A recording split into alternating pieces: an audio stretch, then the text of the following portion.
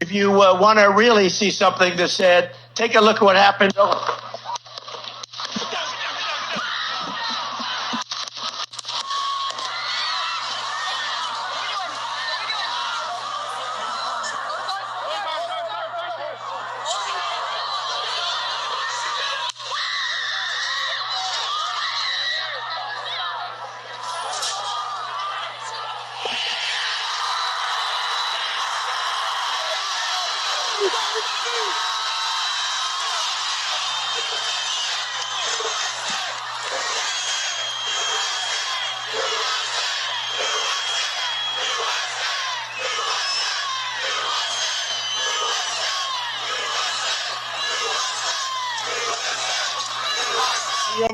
But we could hear him.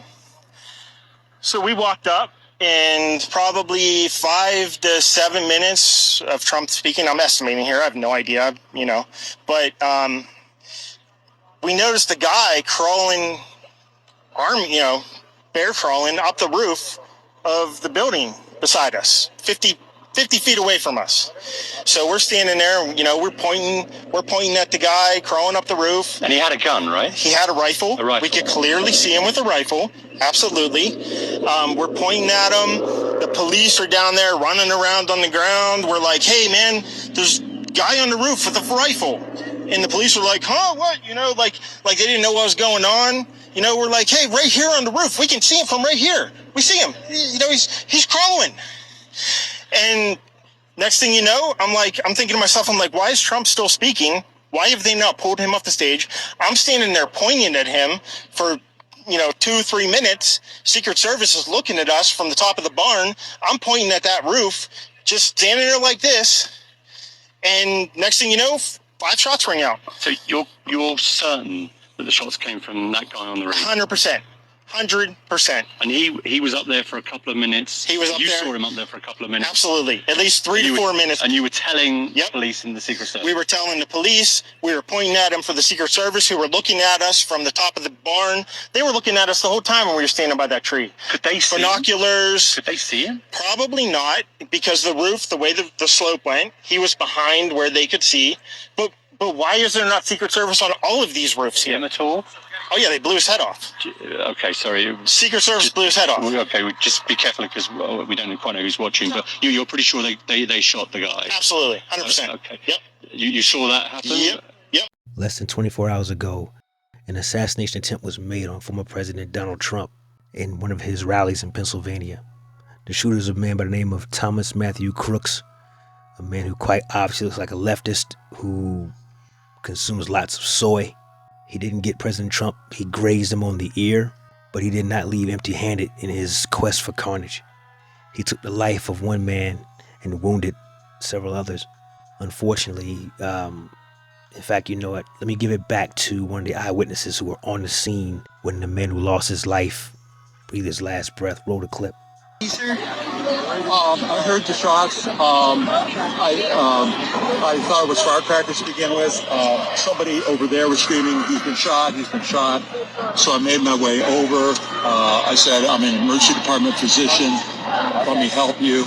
The guy had spun around and was jammed between the benches. He had a headshot here. There was lots of blood, and he had brain matter. And so I got him. There's a helicopter coming in to get him. So I got people there really helpful. I got on his back. Then I did CPR, did chest compressions as well as I breathed for him. One person. The victim's name was Corey Comparatore. He was a fire chief, husband and father. This man threw himself in the way of the incoming bullets to save his wife and daughters. This man was an American hero. Just recently celebrated his 50th birthday. And I have a letter here from his daughter. I'm not going to read it, but I'll make a community post so you guys can read it at your own leisure. But, it's a sad thing. And I can only imagine the devastation over and above the geopolitical aspects of what almost happened yesterday. But to watch your father lose his life protecting yours is going to leave a stain with these women for the rest of their lives and this community as well.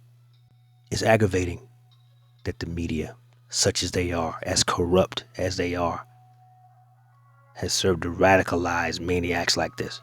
And I put the blame squarely at their feet, because they alone are responsible for fomenting all this hatred towards the former president, who was none of the things they professed him to be. It's interesting how he was never a racist until he defeated a Democrat in an election. Self-professed and self-appointed black leaders couldn't wait to get their picture taken with him all throughout the 80s and 90s, 2000s even, right up until The Apprentice went off the air. They loved him until they were given instructions to hate his guts. I said what I said, repeat if you think you need to. I don't normally get into politics on this channel. There's a lot better guys at that on YouTube than myself, but this is big enough to where it could have turned this entire planet into a powder keg. The last time we were in a situation near close to this, we lost the Archduke Franz Ferdinand. And when that happened, it plunged the entire planet into a world war the first time around. Thankfully, the providence of God allowed President Trump to move his head at the exact right moment to where it whizzed past him and grazed him as opposed to hitting him center mass and full on. Apparently he's doing okay, and he's on the road to a swift recovery, and we do hope that for him, because no matter how you vote, what your politics are, what you believe in, what you may not believe in, we never want to see someone on the receiving end of such a horrific fate, potentially. And actually, in the case of Chief Comparatores. So, in fact, President Trump had a statement he gave as well. And it reads as follows. I want to thank the United States Secret Service and all of law enforcement for their rapid response on the shooting that just took place in Butler, Pennsylvania. Most importantly, I want to extend my condolences to the family of the person at the rally who was killed, and also to the family of another person who was badly injured. It's incredible such an act can take place in our country. Nothing is known at this time about the shooter, who is now deceased. I was shot with a bullet that pierced the upper part of my right ear. I knew immediately that something was wrong, and that I heard a whizzing sound, shots, and immediately felt the bullet ripping through the skin. Much bleeding took place, so I realized then what was happening. God bless America. After being shot, the Secret Service dove into action and used themselves as human barricades for further gunfire, and salute to them. You know, I'm not here to Monday morning quarterback on what could have been done differently and how they should have jumped in faster. From my time as an active duty service member in the U.S. Navy, I know that there's protocol. You train protocol all the time. You read the procedures, you go over it all the time. But when you're in the thick of what's going on, and there's tragedy going around you, and you are being counted upon to put the fires out, metaphorically speaking, sometimes protocol goes out the window, either greatly or in small amounts. But thankfully, they were able to do what they've been trained to do, and their training kicked in, and they saved the former president's life. And as they were taking him to the motorcade, which is heavily armored as you would expect for a head of state to have, he lifted his fist as a showing that I'm okay to the crowd, who erupted in cheering, chants of USA, USA, and he stood in defiance. You thought you had me, but it's not over yet. I salute him for his courage. I salute him for his ability to triumph despite, adversity seems to be an understatement at this point in the game.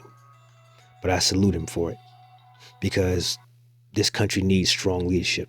And I could dogpile on Joe Biden right now, but that's really not the time or the place for it. This isn't the time and place for that.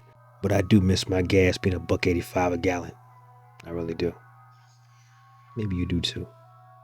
So let's pray for President Trump's speedy recovery.